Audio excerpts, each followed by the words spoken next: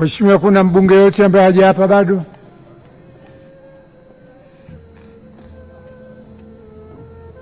Kama kuna mbunge ambaye haja hapa, atatoa taarifa kwa katibu na atafanya utaratibu maalum wa kuapishwa.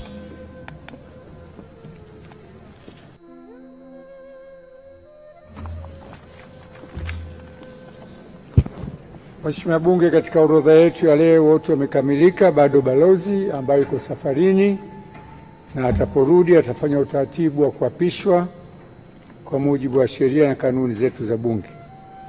Mheshimiwa Bunge, nashukuru sana kwa kazi nzuri mliofanya.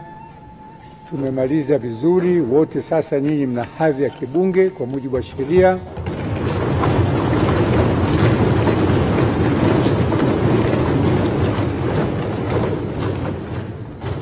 Na ubunge ni heshima.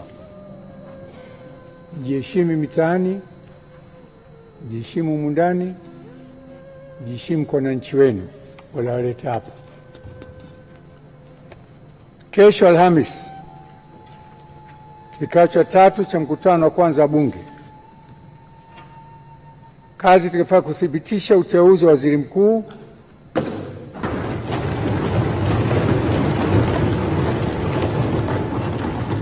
uchaguzi na kiapo cha naibu spika,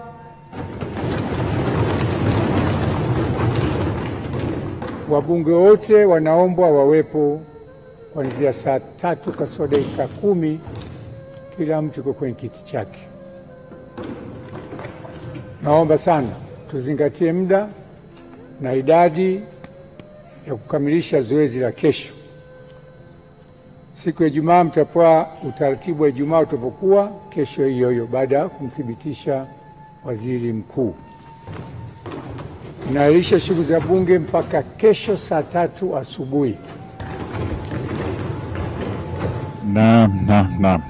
Ni kuhusiana na utaratibu ambao shughuli za hivi leo bungeni zimemaliza kazi yake tangu saa 3 kamili asubuhi hadi wakati huu. Kusema nawe ni saa 6:38 kwa saa za Afrika Mashariki, shughuli ya uapisho ikikamilika kwa wabunge wote ambao watakuwa bungeni kwa wakati huu, kwa kipindi hiki, isipokuwa tu wale ambao bado kwa nafasi zao hawajaweza kufika hapa bungeni, nao wakati ukifika basi watapata nafasi yao. Spika wa Bunge Musa Azan Zungu anaondoka taratibu hapa bungeni baada ya kuhitimisha siku ya pili na kikao cha pili katika mkutano wa kwanza wa Bunge la 13 la Jamhuri ya Muungano wa Tanzania.